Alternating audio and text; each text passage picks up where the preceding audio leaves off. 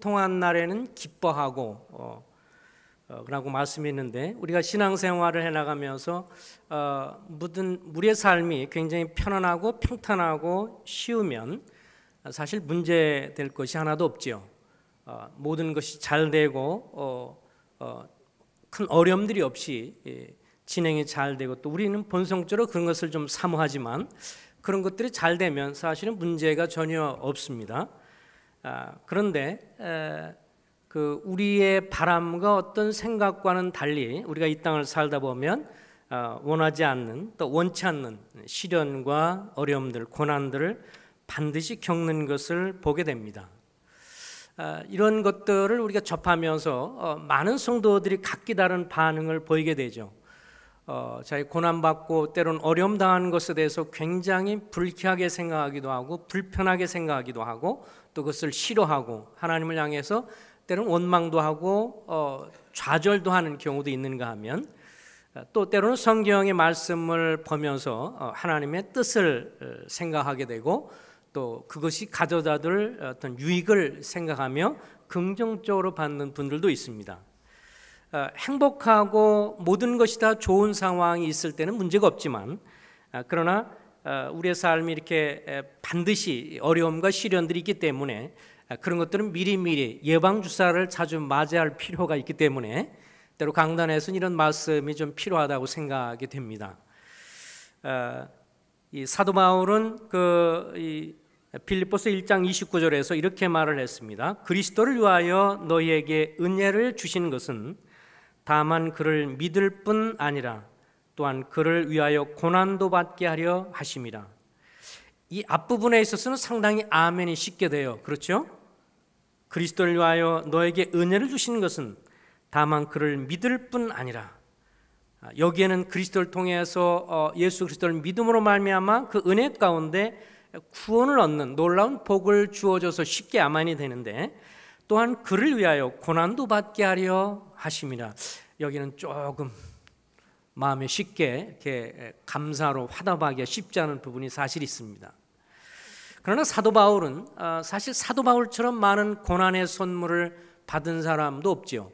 이 땅에 많은 사람들이 각기 다른 고난을 겪어봤지만, 그러나 사실 사도 바울처럼 그렇게 많은 환난과 시련을 받은 사람이 없을 것입니다. 그는 고백합니다. 사방으로 우겨쌈을 당했다. 답답한 일을 당했다. 온갖 박해를 받았다. 그리고 그리스도의 일꾼으로 자천해서 수고하고 많이 견디고 환난과 고난을 당했고 매를 맞았고 오해를 받았고 무시를 당했다. 때로는 이것이 외부의 사람들로부터의 고난도 받았지만 심지어 기독교계 안에 있는 사람들로부터 비난도 받았고 어려움을 당했다고 이 이야기를 하는 것을 보게 됩니다. 그래서 이 시간에는 고난을 좀 더 생각을 해보겠습니다. 그리고 고난이 가져다주는 선물도 생각을 해보겠습니다.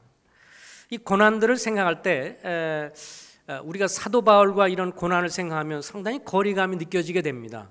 그렇게 주를 위해서 또 주의 복음을 위해서 정말 대단한 고난과 시련을 겪은 그런 분들의 삶을 비교해 보면 우리는 왠지 전혀 그러지 않은 것처럼 느껴지고, 그래서 고난을 얘기할 때 내가 고난을 받는 것이라고 말할 수 있을까?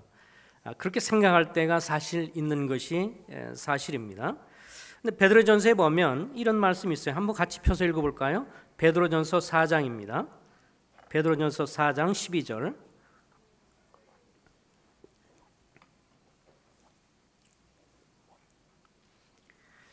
베드로전서 4장 12절에 이렇게 시작합니다. 사랑하는 자들아, 너희를 연단하려고 오는 불시험을 이상한 일 당하는 것 같이 이상히 여기지 말고 오히려 너희가 그리스도의 고난에 참여하는 것으로 즐거워하라. 이는 그의 영광을 나타내실 때 너희로 즐거워하고 기뻐하게 하려 함이라. 너희가 그리스도의 이름으로 치욕을 당하면 복이 있는 자로다. 영광의 영 곧 하나님의 영이 너희 위에 계심이라. 우리 15절 16절 다 같이 한번 읽어보겠습니다. 시작. 너희 중에 누구든지 살인이나 도둑질이나 악행이나 남의 일을 간섭하는 자로 고난을 받지 말려니와 만일 그리스도인으로 고난을 받으면 부끄러워하지 말며 도리어 그 이름으로 하나님께 영광을 돌리라. 여기에 우리 그리스도인이 당하는 어려움들에 대해서, 그리스도인이 당하는 고난에 대해서 그것이 가치 있는 범위를 이야기를 해 주고 있습니다. 어떤 때 받는 고난, 어려움은 가치가 있는 것이냐라고 말을 하는데요. 여기 보면 분명히 15절에 만약 우리가 어떤 사람을 살해를 하거나 다른 사람에게 해를 끼치는 그런 잘못을 하면서 감옥에서 옥살이를 한다. 그 고난은 주님이 그리스도를 위한 그리스도인의 고난이라고 생각지는 않으신다 라고 보신다는 겁니다. 또 어떤 성도가 다른 사람의 물건을 도적질함으로 인해서 잡혀서 경찰서에 가서 나중에 그 문제로 인해서 재판을 받고 옥살이를 한다. 그건 그리스도의 고난이라고 말할 수 없습니다. 또 그가 그리스도인으로서 어떤 악을 행함으로 인해서 고난을 받았다라고 하면 그것은 자기의 죄에 대한 대가를 치르는 것이기 때문에 그렇게 표현을 하지 않습니다. 또 남의 애를 간섭하는 자로 고난을 받지 말려니와. 그러니까 이런 어떤 반드시 남이 보기에도 잘못이라고 말할 수 있는 어떤 죄를 지음으로 고난받는 것이라면 얼른 거기에서 회개하고 돌이켜서 빨리 거기에서 돌이켜야 합니다. 그 고난은 그렇게 크게 가치 있는 것은 아닙니다. 그런데 그 다음에 우리가 그리스도인이기 때문에 이 땅에서 신앙의 양심을 지키고 그리스도인으로서 주님을 쫓아가고 그리스도인이기 때문에 때로는 학생들이 주변 친구들에게 그리스도를 믿는 이유 때문에 주변 아이들로부터 왕따를 당하고 직장 생활하면서 그리스도인이라는 것을 얘기하므로 그들이 참여하는 죄악에 참여하지 않고 양심을 지키고 또 그리스도인이기 때문에 학교에서 또 자기가 있는 처지에서 그 신앙의 양심을 지키기 위해서 때로는 어려움을 당하고 갈등을 느끼고 때로는 복음을 증거하는 것 때문에 오해를 받거나 또 그로 인해서 힘든 일을 당하거나 또 주님을 섬겨가는 가운데 내가 죄를 짓는 것이 아닌데 주님을 섬겨가면서 그리스도인이기 때문에 당하는 고난을 향해서 주님은 이렇게 평가를 해 주십니다. 뭐라고 평가해 주세요?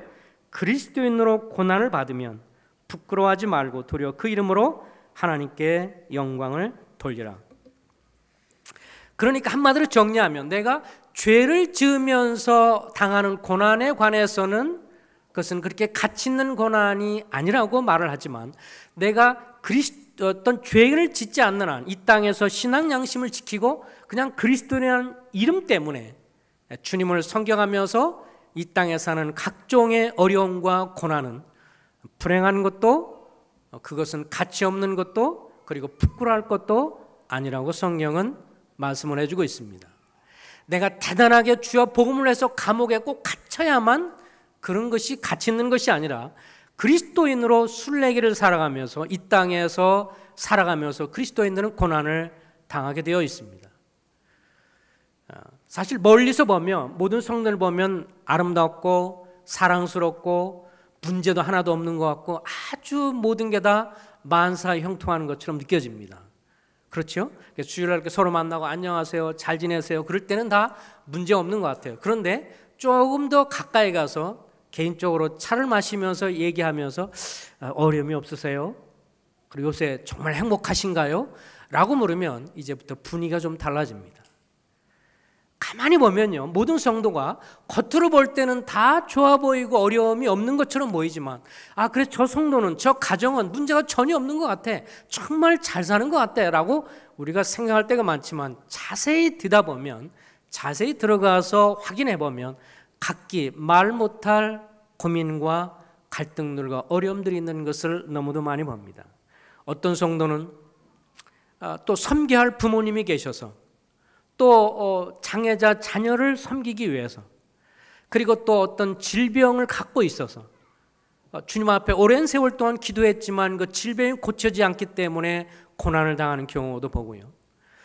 또 어떤 경우는 이 다른 사람은 잘 알지 못하지만 자기만이 갖고 있는 진로라든지 또 결혼이라든지 또 여러 가지 앞으로의 그 문제들 또 자녀 문제 등등을 생각하면서 각기 주님 안에서 선한 일들이 이루어지기를 소망하면서 그러나 것이 잘 안 되기 때문에 당하는 고난들을 각기 갖고 있는 것을 보게 됩니다. 근데 문제는 이 고난이라는 걸 생각해 볼 때 우리가 이제 각자 당하는 어떤 어려움들이 있는데 이것이 쉽게 문제가 잘 해결이 되지 않는다는 데 문제가 있습니다. 뭐 약간 동안 며칠 동안 힘들다가 해결이 되면 괜찮은데 자기가 갖고 있는 고민들, 갈등들, 어떤 시련들이 그냥 한 1개월, 2개월로 끝나는 것이 아니라 몇 개월간 계속해서 지속되면서 어려움을 당하는 경우가 있는 것을 보게 됩니다. 그런데 왜 주님은 쉽게 해결해 주지 않는 것일까? 만왕의 망이시고 만주의 주가 되고 전능자라고 하시는 분께서 왜 내가 당하는 이 어려움을, 내가 기도하는 이 기도 제목을 왜 쉽게 해결해 주지 않는 것일까? 이렇게 생각하면서 고민하고, 하나님이 나를 잊어버리셨나? 나에 대한 관심이 없으신가? 내가 이렇게 환난당하는 것을 이해는 하시는가? 뭐 각종의 생각 가운데서 낙심할 때가 있습니다. 근데 사실 가만히 보면요, 우리 자신을 볼 때, 우리 인생의 우리 자신의 본성을 볼 때도 고난받는 것을 별로 좋아하지 않습니다. 그리고 어떤 통증, 고통을 좋아하지 않습니다. 예를 들면요, 여기 운동들을 하시는 분들이 계시고 다이어트를 생각하면서 운동하시는 분들이 있어요. 처음에 이렇게 운동하거나 뭔가를 하려고 그러면 이것이 좋은가요? 운동이 나는 체질이다, 이런 사람은 쉽지 않습니다. 대부분들이 다 싫어합니다. 사실 우리 몸은 맛있는 걸 먹고 그 다음에 어떻게 하길 원하죠? 맛있게 먹었으면 잠자고 싶고 편하게 쉬고 뭐 운동 이런 거 하기 싫어요. 별로 좋아하지 않습니다. 근데 우리 몸이라는 게 신기하게 계속 잘 먹고 맛있는 거 즐거운 거 잘 먹고 그러면 건강하고 좋아져야 되는데, 너무 맛있게 즐겁게 잘 먹은 우리 몸에는 원하지 않는 지방이 막 생기기 시작을 하면서 각종 성인병이 생기면서 나중에 맛있게 잘 먹고 잘 자고 맨날 이렇게 쉬면 갈수록 병이 심각하면서 빨리 소천할 수 있습니다. 사실 다 좋은 거예요, 그죠? 먹고 마시고 쉬고 다 좋은데 이렇게 하면 빨리 먼저 가야 합니다. 근데 우리가 운동을 좀 하려고 그러면요, 좀 걷기 싫은 걸 좀 운동을 하거나 뭔가 체력 단련을 하려고 그러면 그 다음에 뭘 느끼죠? 금방 우리 몸은 뭘 느껴요? 통증을 느낍니다. 막 하기 싫은 거예요. 막 짜증도 나고 땀도 나고 힘들고 막 통증을 느낍니다. 고통을 느낍니다. 근데 그 통증과 고통이 싫다고 안 하면 빨리 소천할 것입니다. 그런데 그 통증을 이기고, 힘들고 어렵지만 그 통증을 이기고 나가면, 그렇게 힘들 때 내가 어렵고 역기 한번 들고 뭐 한번 체력 단련하고 그 다음에 운동장을 한번 뛰고 걷고, 이것이 힘들지만 그 힘든 과정의 통증을 이기면 그때부터 우리 몸에 불필요한 지방들을 태우고, 그래서 몸이 건강해지고, 사실 우리가 발화된 대로 건강한 이 몸을 유지하게 됩니다. 이 우리 신앙생활에서 고난과 고통이라는 것도 마치 그와 같습니다. 별로 원하지 않아요. 달가워하지 않아요. 어느 누구도 난 고난받는 게 좋아요 라고 말하는 사람은 어쩌면 제정신이 아닐 수도 있습니다. 우리는 본성적으로 다 싫어합니다. 그런데 그 싫어한 그것을 다 하신 주님이 왜 우리에게 허락하실까? 그게 없으면 우리 신앙이 자라지 않기 때문에 그렇습니다. 생각해 보십시오. 우리가 지난 세월을 생각해 볼 때 내가 평탄하고 좋고 모든 것이 만족하고 좋은 시간은 정말 좋아요. 그런데 그런 시간이 내가 너무 평탄하고 좋았더니 내 신앙이 너무 성장 잘했어요, 그렇게 얘기할 수 있는 분이 있으세요? 그냥 평탄하고 좋으면 좋았을 뿐이지 그것이 나의 신앙의 발전과 나의 신앙의 성장을 가져오는 것은 아닙니다. 오히려 원하지 않고 싫어하고 본성적으로 싫어하지만 나의 삶의 시련과 고통이, 원하지 않는 예기치 않은 어떤 불행 같은 고난이 나의 삶에 찾아올 때 그것이 힘들고 고통스럽고 버겁게 느껴지지만 시간이 지나면 오히려 그것을 통해서 나에게 정말 많은 부요를, 영적인 부요를, 내 신앙의 성장을, 인격의 성장을, 믿음의 성장을 가져오는, 그래서 고난은 우리에게 선물이라고 말할 수 있습니다. 그래서 사도 바울은 그렇게 말합니다. 그리스도 안에서 너에게 은혜로 주신 것은 다만 그를 믿을 뿐 아니야 또한 그를 위하여 고난도 받게 하려 하심이라. 아까 로마서 8장에서 보면 우리가 그리스도와 함께한 상속자고, 상속자는 영광을 받기 위하여 이 땅에서 무엇을 받아야 한다고요? 고난도 받아야 할지니라. 내가 원하든 원치 않든 그것이 하나님 나라의 비밀이고 하나님 나라의 복을 누리는 길이기 때문에 이 땅을 살아가면서 우리는 그것을 봤습니다. 시편 23편 4절 말씀에도 보면 다윗이 그런 고백을 하죠. 내가 여호와는 나의 목자시니 내게 부족함이 없습니다 라고 고백한 다음에 이렇게 말합니다. 내가 사망의 음침한 골짜기로 다닐지라도 해를 두려워하지 않을 것은 주께서 나와 함께 하심이라. 이 다윗은 그것을 알았습니다. 사망의 음침한 골짜기를 갈지 모르겠다라고 한 게 아니고요. 사망의 음침한 골짜기로 다닐지라도 다닌다는 것이죠. 다윗은 생애 가운데 수도 없이 많은 고난, 쫓김을 당하고 이 방랑자의 삶, 도망자의 삶을 살았습니다. 그 우리가 읽고 사모하는 그 많은 시들이 주로 그가 도망을 다니면서 지은 주옥 같은 시입니다. 만약 그가 사도 바울이 아주 평탄하고 좋은 그런 인생만 살았다면 오늘날 우리가 시를 읽으면서 감동이 되는 그런 시를 우리가 읽지 못했을지도 모릅니다. 그래서 이 시편 같은 걸 읽을 때마다 그 감동이 되잖아요. 저도 시 읽을 때 가장 감동적인 것은 군대 갔을 때, 군대 가서 화장실에서 읽었을 때 그 시편은 꿀맛 같았습니다. 그 또 혹시 훈련받고 좀 이렇게 고난당한 것도 그것도 고난이라고, 그 또 다윗의 마음을 내가 좀 이해하는 것 같아서 같이 눈물로 가까워지고, 우리의 삶은 오히려 뭔가 이렇게 시련을 겪을 때 다윗이 그랬듯이 그런 복을 누리는 것을 보게 됩니다. 그리고 그런 순간에 내가 사망 음침한 골짜기를 다녀야만이 하나님이 함께 하시는 것을 정말 느끼세요. 물론 우리가 평상시도 함께하는 것을 느낍니다. 그런데요, 내가 정말 고난 가운데 있을 때, 어려운 가운데 있을 때 하나님은 그때 특별하게 임재해 주십니다. 그래서 다른 사람이 볼 때는 정말 얼마나 불행할까, 저 형제님 고난당하기 때문에 얼마나 힘들까 그러지만 말로 표현할 수 없는 고난을 그 스스로 경험할 수가 있습니다. 왜냐하면 하나님의 특별한 임재가 있기 때문에. 그리고 우리는 고난을 당할 때 하나님의 말씀의 깊이를 더 경험할 수가 있습니다. 성경에 보면 고난당하는 것이 내게 유익이라, 이로써 내가 주의 율례를 배우게 되었나이다. 시편 119편 71절에 이렇게 고백을 했습니다. 최근에 제가 이렇게 책을 읽으면서 하나님의 그 숨겨진 미소라는 책을 읽으면서 존 버년에 관한 책을 읽었습니다. 이 철로 역정을 지은 건데 전 세계적으로 성경 다음으로 많이 읽혀지는 것이 하늘 가는 순례기를 기록한 철로 역정입니다. 계기 되면 꼭 자주 읽어보시기 바랍니다. 근데 이 존 버넌이 이 책을 언제 썼냐면 감옥에 썼습니다. 그리고 17세기에는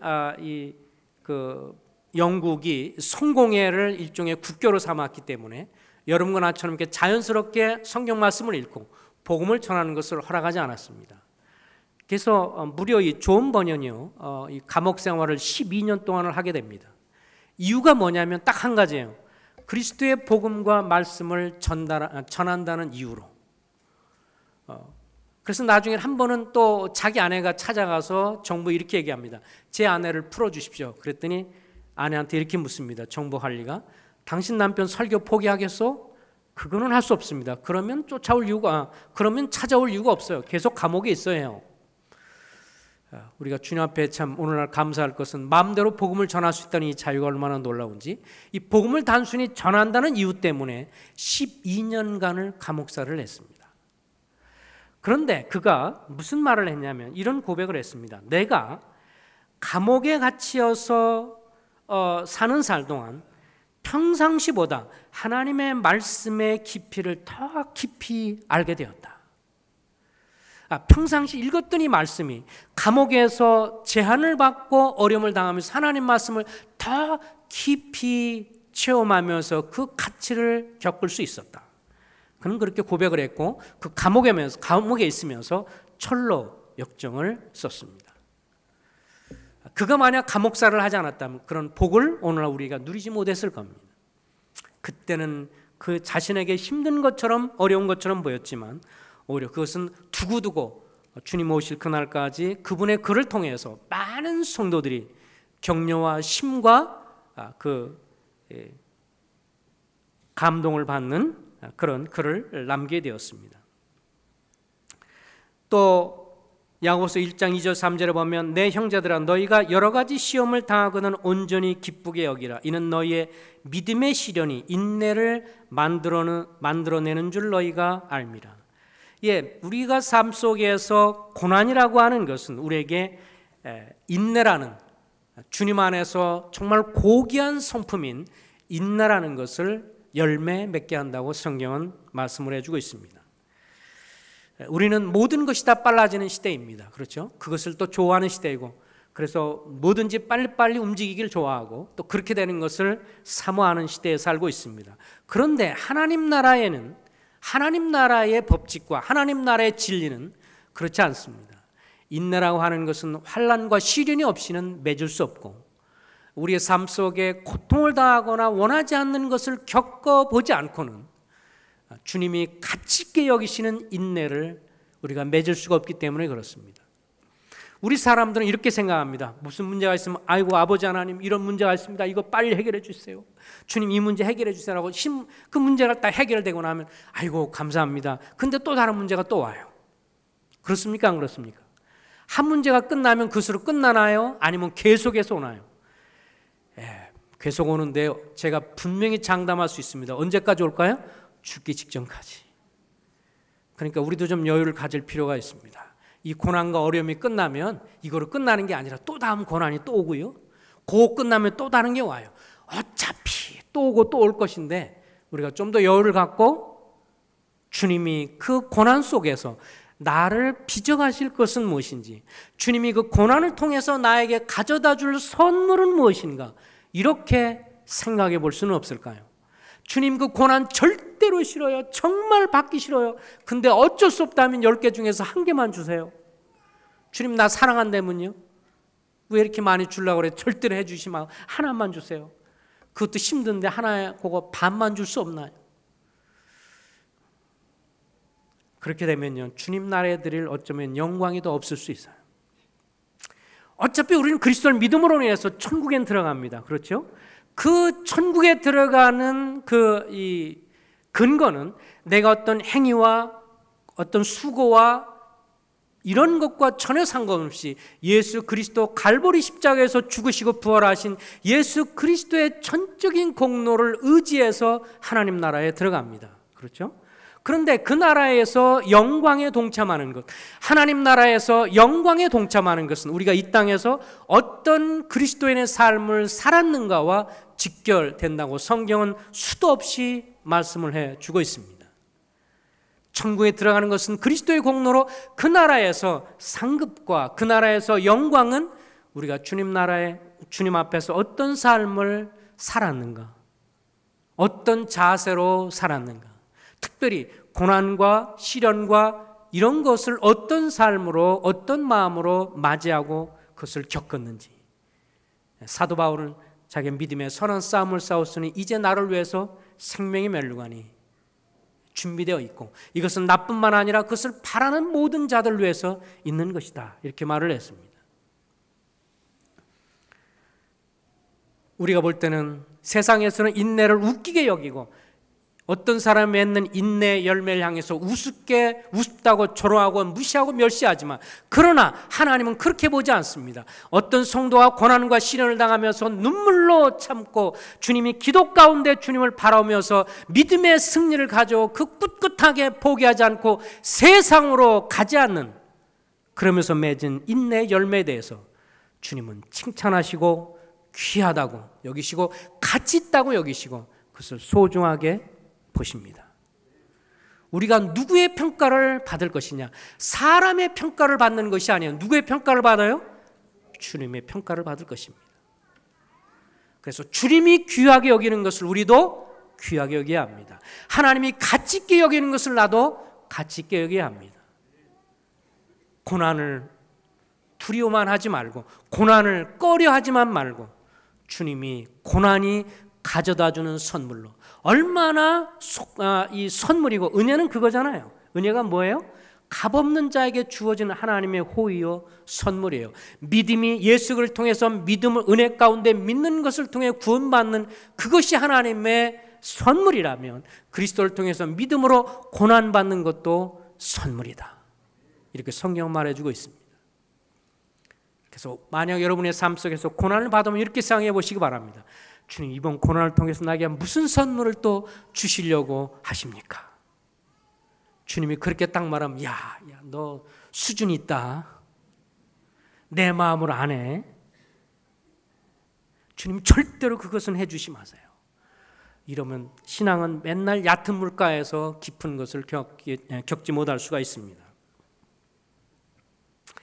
저도 개인적으로 보면 이 빌립보서 3장 10절 말씀에 보면 이렇습니다. 내가 그리스도와 부활의 능력과 고난의 참여함을 알고자 하여 라는 표현이 있는데, 이 사도 바울의 이 말을 현대인의 성경을 읽으면 이렇게 읽을 수 있습니다. 내가 원하는 것은 그리스도를 바로 알고 그분의 부활의 능력을 체험하며 그분의 고난에 참여하여 그분의 죽음을 본받아서 어떻게 해든지 나도 부활하는 것입니다. 주님이 이렇게 말씀하시죠. 사도 바울이 이렇게 말합니다. 내가 그리스도를 알기 원합니다. 내 평생 동안 그리스도를 정말 알기 원합니다. 또 두 번째, 그리스도의 부활의 능력을 알기를 원합니다. 저도 이 말씀을 워낙 좋아해서 주님이 계획되는 대로 지역교회를 방문할 때마다 이렇게 말씀했습니다. 여러분 생각하십시오. 예수 그리스도를 믿는 자 속에는 예수 그리스도의 능력, 부활이 있습니다. 우리에게는 부활의 능력이 있습니다. 믿으십니까? 성경은 그렇게 말하니까요. 예수 그리스도의 부활의 능력이 우리에게 있습니다. 그 부활의 능력은 어떤 거냐면 죽은 자를 살리시는 하나님이 그리스도에게 보여주셨던 능력이 우리 믿는 자의 삶 속에 있다라고 하는 것입니다. 그래서 내가 이제 끝났다 생각되는 순간에 주님은 아니야, 끝난 게 아니야, 그러고 우리를 살릴 수 있고요. 내가 마지막이다라고 생각하는 순간에 주님이 생명력을 보여주십니다. 왜냐하면 부활의 능력이 그렇습니다. 지난해 보면 겨울이 됐을 때 이제 여기 눈이 오죠? 오나요? 대구에 눈이 옵니까? 예. 이제 눈이 와서 눈이 막 쌓이게 되면서 언제 이제 부산인가 어디 얘기하면서 눈 얘기를 하고 한참 얘기했더니 약간 멀뚱멀뚱 하시는 분 같은데 이제 보니까 눈이 별로 잘 안 온다 그래서 확인을 하는 것입니다. 근데 이제 겨울이 되니까 막 이렇게 풀들이 다 죽은 것 같았어요. 그런데 봄이 되면 어떻습니까? 햇볕이 치고 따뜻한 바람이 불고 햇볕이 치면서 거기에 참 죽었던 같이 보이는 그곳에서 뭐가 나요? 아지랑이가 막 나오고 햇볕이 따뜻하게 내리쬐면서 푸른한 바람이 불고 그러면 같이 협조를 좀 하셔야죠. 이제 뭐가 나요? 싹이 막 납니다. 자, 싹이 날 때 요란해요? 시끄러워요? 어때요? 조용합니다. 막 요란하고 시끄럽고 뭐 할렐루야 어쩌고 저쩌고 랄랄라 뭐 이런 거 없어요. 그런데 아주 조용한데 거기서 뭐가 있어요? 생명의 역사가 올라옵니다. 생명력이 움틉니다. 예수 그리스도를 믿는 사람은 우리의 삶 속에서 그렇게 생명의 역사가 있습니다. 나는 이제 끝이라고 되는 순간에 주님이 역사하는 것을 경험합니다. 하나님은 주로 끝을 내주시는 분이에요. 보통 이렇게 말하잖아요. 하나님 뭐 하시는 분이에요? 끝내주는 분이에요. 어떻게 끝내줘요? 마지막 순간에 역사할 때가 많아요. 근데 우리 그리스도인들은 그래서 인내를 잘 못할 때가 참 많아요. 주님께 잔뜩 기도하고 주님이 역사할 걸 기대하는데 마지막 순간에 역사할 것을 기대해야 되는데 마지막 순간에 포기해버려요. 주님의 역사를 보려면 끝까지 가야 돼요. 주님이 역사할 것을 끝까지 바라봐야 돼요. 주님 비가 지금 오는 것 같지만 주님이 역사하셔서 날씨가 밝을 줄 압니다. 그래서 우리가 이번에는 뭐 어쨌든 역사하셔 이렇게 가겠습니다라고 했으면 끝까지 바로 그냥 가면 주님이 역사하는데 막판에 아닌 것 같습니다. 우리 취소하겠습니다. 그럼 좀 이따 햇빛이 쨍 쳐요. 부끄럽게 느껴지는 거죠. 막판까지 가셔야 합니다. 주님은 끝을 내주시는 분입니다. 그래서 하나님을 의지할 때, 하나님의 역사를 의지할 때 쉽게 포기하거나 낙심하지 말고 어떤 어려운 가운데 있을 때 좌절하지 말고 끝까지 가야 합니다. 근데 그리스도를 알고 그리스도의 부활의 능력을 아는데 고난에 참여하는 것은 제가 별로 좋아하지 않았던 것 같아요. 근데 말씀에는 있는데 제가 별로 그 구조는 별로 좋아하지 않았던 것 같아요. 근데 어느 순간 지나면서 주님이 저에게 가르쳐 주는 것은 내가 그리스도를 알기 원하느냐, 나를 알기를 원하느냐, 내 부활의 능력을 경험하기를 원하느냐, 그러면 또 고난에 참여하는 것도 좀 맛봐라. 그래서 주님 섬기는 것은 고난도 맛보는 거구나. 교회를 섬기면서 어려운 시절도 있었고 힘든 것도 겪으면서 때로는 오해도 받고 젊은 형제들이 나가면서 비난도 하고 복음이 없다고 나가면서 비난하고 이것으로 해서 수령을 참 회오리가 있고 그러면서 어려움들 당한 순간에 어느 순간 주님 앞에 정말 힘들어서 사역 못 하겠습니다. 정말 못 하겠습니다. 기도할 때 주님이 히브리서의 말씀을 통해서 내가 영문 밖에 나가는데 너도 고난을 짊어지고 영문 밖으로 나갈 수 있겠느냐. 주님 말씀하시면서 너 나를 위해서 이런 거 조금 고난 받는다고 그거 못 하겠니? 그래서 주님 섬기는 것이 고난이 있는 거구나. 주님 섬기는 것이 고난에 참여하는 것도 복이구나. 이런 것도 알게 되고 배워 가고 있습니다. 물론 정말 엄청난 선진들의 고난에 비하면 정말 작은 것이지만 주님을 섬겨가면서 고난을 당하고 어려움을 당하는 것, 성도를 섬기고 사람들을 섬기기 위해서 고난을 당하고 어려움을 당하는 것, 이것은 가치 있는 것이고 귀한 것이고 주님 앞에 소중한 것임을 알게 됐습니다. 저희가 개인적으로도 이 고난 받는 것 중에서 이제 우리 삶에서 있었던 것이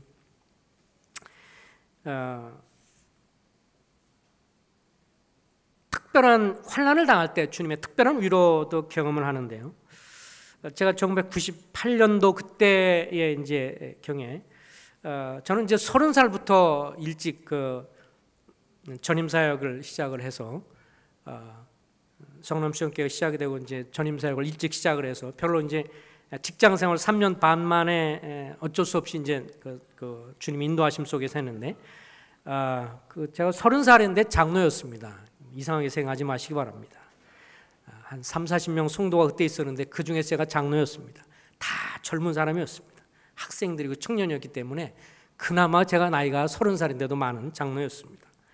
그래서 사역을 시작을 했었는데 어쨌든 나중에 이제 그래서 별로 모아놓은 돈도 없고 그런 가운데 한번 집을 이사를 했는데 이제 경매가 들어가게 됐어요. 그러니까 저희 실수가 많았습니다. 이사 가기 전에 뭐를 떼봐야 돼요? 요새 같으면 이사 들어가기 전에 뭐를 떼보죠? 등기부 등본이 이상이 없나 이런 걸 봐야 되는데 저는 얼마나 멍청했는지 이사 가고 나서 떼어봤어요. 미래 할 것을 얼마나 순전하게 또 거기 사는 세입자가 하는 말이 걱정하지 마세요. 여기 저 문제 없이 살아요. 그래요? 그러고 또 이제 들어갔고 그 주인이 목회하신다고 하는데 걱정하지 마십시오. 제가 떼먹겠습니까? 그래서 그래요? 그러고 이제 들어갔는데 그러고 난 다음에 3개월 뒤에 이 양반이 도망을 가버리고 말았습니다. 그 뒤로 지금까지 못 봤어요. 어디로 갔는지. 그래가지고 집에 이제 경매에 들어가게 됐습니다. 그러니까 그것을 확인하지 못하고 들어가는 것은 저의 실수이죠. 근데 이제 이런 생각도 드는 거예요. 하나님 왜 이런 걸 허락하십니까? 그날 주님이 미리 다 아신다면요. 모든 걸 다 아시는 주님이 그날 징조라도 보여줬으면 얼마나 좋아요. 그날 같이 들어가서 이제 계약서를 작성하는 그날 갑자기 구름이 팍 튄다든 구름이 끼고 그 다음에 번개가 번쩍번쩍하고 막 천둥치면 하나님이 무슨 징조로 이렇게 막으시나 뭐 이런 사인이라도 볼 텐데 너무 화창하고 좋은 날씨였어요. 사인하고 들어가 3개월 만에 이제 경매가 되는데 경매를 당해보면 정말 무서워요. 밖에서 누가 문만 이렇게 두들겨도 이거 나중에 이제 경매해가지고 집 쫓겨내서 법원에서 뭐 쫓겨내는 사람 오는 줄 알고 가슴이 심쿵하는데 이게 좋은 의미에서 심쿵이 아니고 걱정으로 인한 심쿵이 돼요. 정말 힘들었어요. 주님 앞에 이제 기도하게 되면서 주님 은혜를 좀 주십시오. 또 자비를 베풀어 주십시오. 이게 전세가 이 금액이 이게 내 인생의 전부인데 이거 날아가면 어떡합니까? 세입자 중에 이제 꼴찌로 들어가니까 뭐 경매가 돼서 그래도 빨리 이렇게 좀 돼야 위에서 조금 전에 돌아오는 게 있는데 이게 뭐 진행이 안 되는 거죠. 그러니까 나한테 돌아올 게 아무것도 없고 주변 사람 물어보면 왜 그런 집을 들어가느냐. 뭐 순전히 저희 잘못이니까 할 말이 없는 거죠. 그래서 주님 앞에 기도하면서 이제 그렇게 하소연도 하죠. 주님, 제가 나름대로 주님 섬긴다고 이렇게 목회를 해서 하는데 제가 망해서 쫓겨나서 집 밖으로 가면 주님이나 나나 좋을 게 뭐 있어요. 나름대로 주님한테 설득을 하는 거예요. 목회다 망했다 그러면 주님 뭐가 좋겠습니까? 뭐 이런 얘기도 해가면서, 또 저의 시골에 그때 계신 어머니 주님 믿긴 했지만 아마 제가 경매로 인해서 이제 집 쫓겨난다 그날부로 소천합니다. 이것도 좀 뭔가 봐주세요. 믿지 않는 형제들이 있는데 사역한다고 할 때 저를 얼마나 반대를 했는데 그분들이 뭐라 그러겠어요. 제가 그렇게 되면 너 망했다 그러면 거봐 하지 말라고 그러는데 해서 그랬다 이러면 주님이나 나나 좋을 게 뭐가 있어요. 하소연도 하고, 그리고 이 히스기야처럼 벽을 향해서 은혜를 주십시오라고 기도하고, 뭐 발에 등불이 떨어지면, 발에 이게 떨어지면 기도하지 말라 그래도 수시로 낮이고 밤이고, 교회 가서 이제 말씀을 전하고 믿음으로 살 것을 막 얘기하고 그럴 때는 다 잊어버렸어요. 그리고 다 끝나고 이제 문 예배당 잠그고 이제 이러고 이제 집을 딱 들어가면서 터덜터덜 거들하면서 집이 딱 보이면 그다음부터 제 고개가 이렇게 떨어지기 시작합니다. 저 집이 지금 경매 중인데, 예배당에서는 믿음이 굉장히 컸었는데 밖으로 나오고 집이 보이는 순간 제 믿음은 사라지고, 주님이 예배당에 있을 때는 주님이 컸는데 밖에 나오니까 주님은 쪼그라들고 제 믿음은 쪼그라들고, 참 이걸 보니까 참 너무도 합당한 말씀이에요. 인생의 크기는 믿음의 크기고 믿음의 크기는 기도의 크기인데 정말 제 자신이 얼마나 초라하고 형편없는지 아니에요. 이제 근심 걱정에 쌓여서 이제 어떡하냐, 쫓겨나면 이제 그 생각만 하고 있어요. 어느 날 제 아내가 한방 저한테 먹인 적이 있었습니다. 여보, 할 얘기가 있어요. 뭐냐고 얘기하라 그랬더니, 내가 참 이 세상에서 무서운 게 뭔 줄 알아요? 뱀은 좀 무서워하거든요. 뱀을. 그래서 뱀 얘기를 하나? 그랬더니 당신이 실망하는 거예요. 하나님이 주님 섬기다가 이렇게 일부러 그런 것도 아닌데 쫓겨나면 어떡하겠어요? 그런데 당신이 실망하는 게 참 무서워요. 주님이 제 아내를 통해서 뒤통수를 딱 치는 거예요. 얼마나 제가 후지고 정말 근심 걱정을 많이 했으면, 제 우거지상이면 제 아내가 그렇게 말을 하겠어요. 그걸 통해서 제가 주님 앞에 정말 부끄러움을 느꼈어요. 그래서 저축방에 들어서 소회계를 했습니다. 주님, 제가 믿음이 없는 자입니다. 정말 제가 믿음이 없는 자입니다. 주님을 붙들겠습니다. 어느 날 주님 말씀을 보는데 주님께서 말씀을 통해서 위로를 해 주셨습니다. 이 시편 말씀인데요. 시편 50편 말씀을 딱 읽는데 14절에 시편 50편 14절, 감사로 하나님께 제사를 드리며 지존하신 이에게 내 소원을 갚으라. 환난 날에 나를 부르라. 내가 너를 건지리니 내가 나를 영원하게 하리로다. 이 말씀을 보는데 너 감사할 수 있겠느냐? 제 주님 못합니다.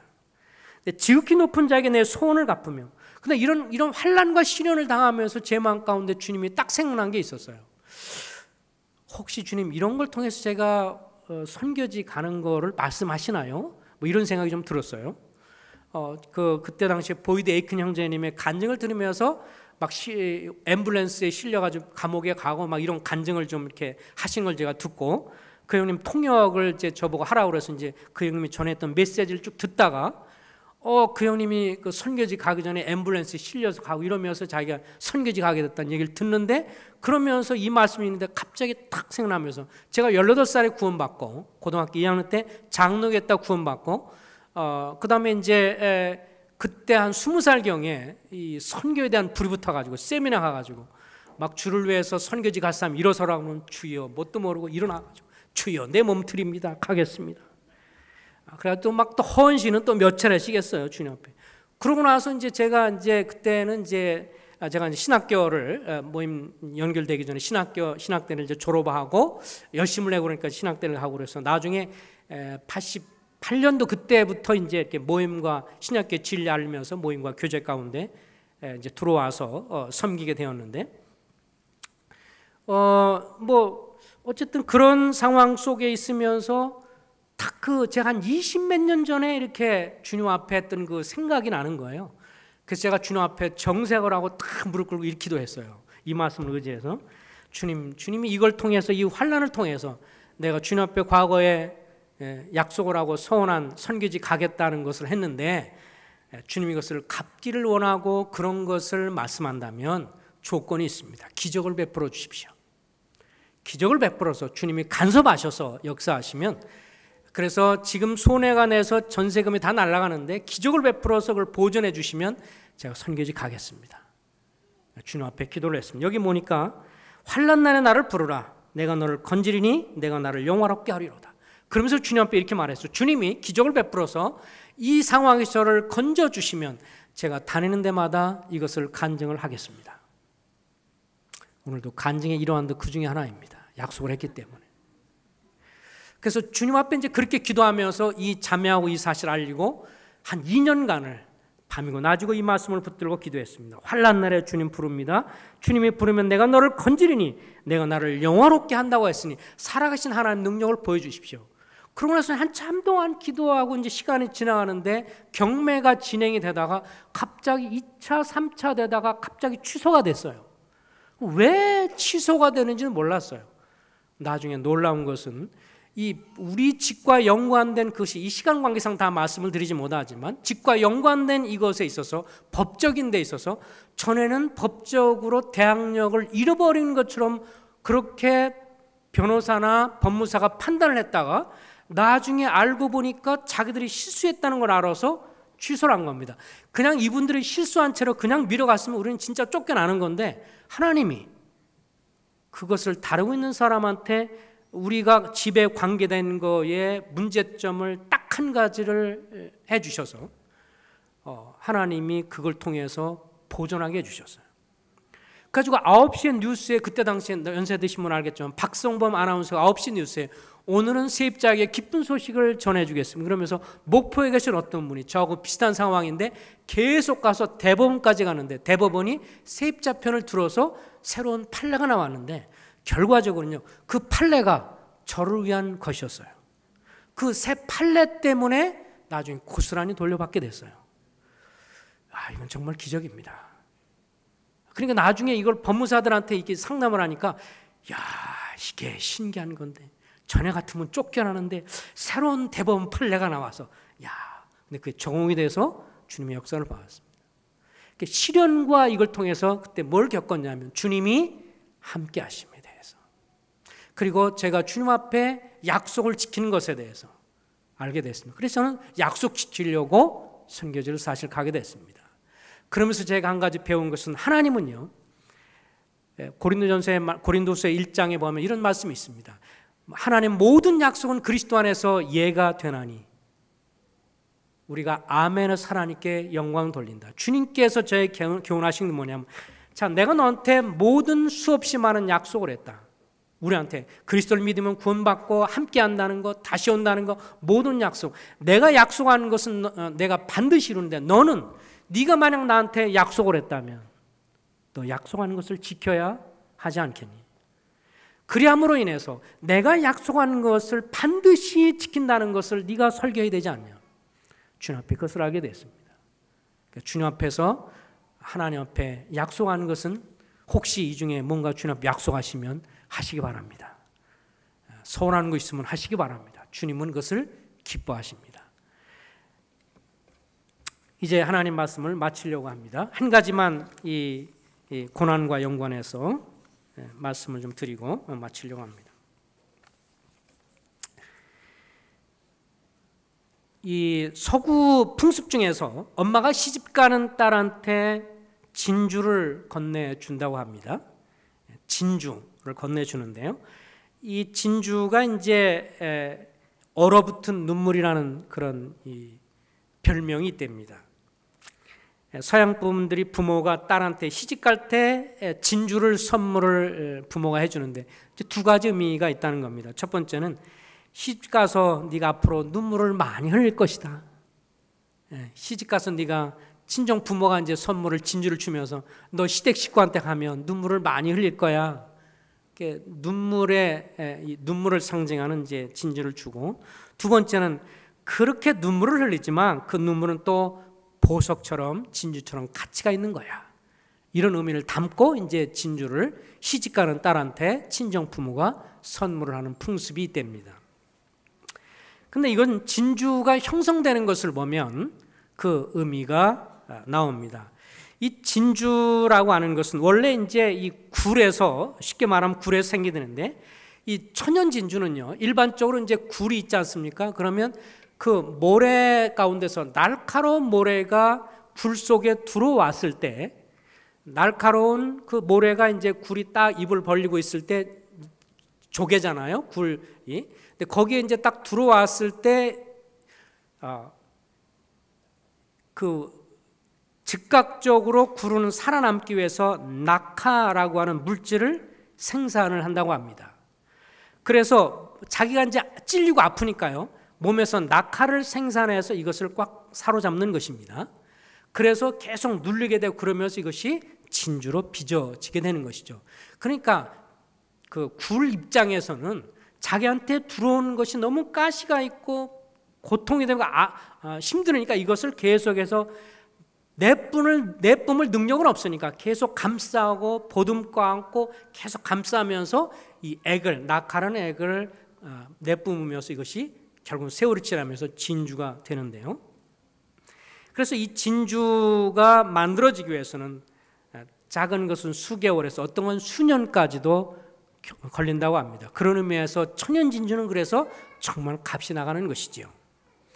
그런데 여기서 이제 중요한 것이 있습니다. 이 굴 속에 이 조개 속에 들어온 이 날카로운 모래라든지 혹은 유리 조각 이런 것이 들어왔을 때 굴이 어떻게 선택하느냐에 따라서 인생이 아니죠. 굴생이라고 그러는 굴생이 좌우가 됩니다. 그 모래알을 그냥 방치하고 그 들어온 날카로운 모래 혹은 유리를 방치하고 그냥 그대로 있으면 그것 때문에 굴이 썩어서 죽는답니다. 그런데 그 들어온 그것을 방치하지 않고 그것을 감싸 안고 그것을 품으면서 그것을 보듬고 그러면서 그것을 자기 것으로 소화를 시키면 나중에 그것이 뭐가 돼요? 진주가 된다고 합니다.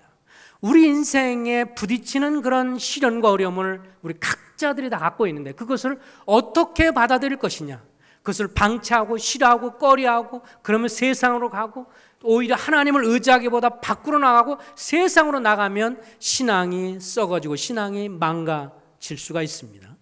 그런데 신앙이 파산할 수가 있습니다. 그런데 그 나에게 닥쳐오는 원하지 않지만 나에게 닥쳐오는 그런 시련과 고통과 환난과 예기치 않는 불행 같은 것들을 주님 앞에서 믿음으로 감싸고 믿음으로 그것을 소화하려고 하고 그것을 주님의 뜻으로 받아들이고 주님 이것을 통해서 나를 어떻게 교훈하시겠습니까? 나를 어떻게 선물로 주시겠습니까? 이것을 통해서 나를 어떻게 빚어 가시겠습니까? 이런 마음으로 그것을 그것을 받아들이고 그것을 소화해내고 주의 은혜로 그것을 받아내고 감사로 받아내면 결국 나의 속에 나의 신앙에 있어서 진주 같은 보화가 나의 삶의 선물로 주어지고 이것은 평생 동안 나의 삶에 하나님 나라에 갔을 때 영광에 동참하는 그런 영광으로 변화된다고 하는 것입니다.